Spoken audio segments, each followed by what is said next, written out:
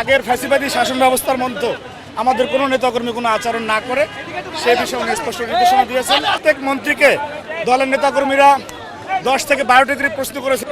নির্দেশনা হচ্ছে যে সাধারণ মানুষ যে রকমের দেশ সমাজ যেরকম শাসন ব্যবস্থা প্রত্যাশা করে সেটি জনগণের দোরগোড়ায় পৌঁছে দেওয়ার জন্য মাননীয় প্রধানমন্ত্রী উনি নির্দেশনা দিয়েছেন এবং দলের নেতাকর্মীদেরকে সে দায়িত্বশীল আচরণ করতে হবে, যাতে আগের ফ্যাসিবাদী শাসন ব্যবস্থার মতো আমাদের কোনো নেতাকর্মী কোনো আচরণ না করে সে বিষয়ে উনি স্পষ্ট নির্দেশনা দিয়েছেন।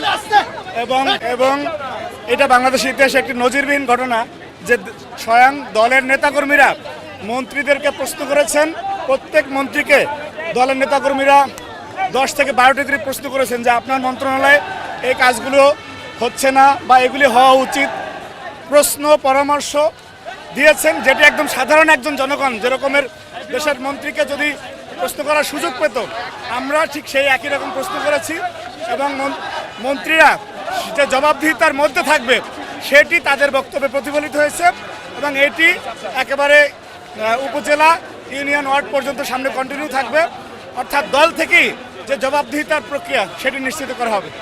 কমিটি তো একটি সাংগঠনিক প্রক্রিয়া, সেটি সংগঠন যখন উপযুক্ত সময় মনে করবে তখন দিবেন।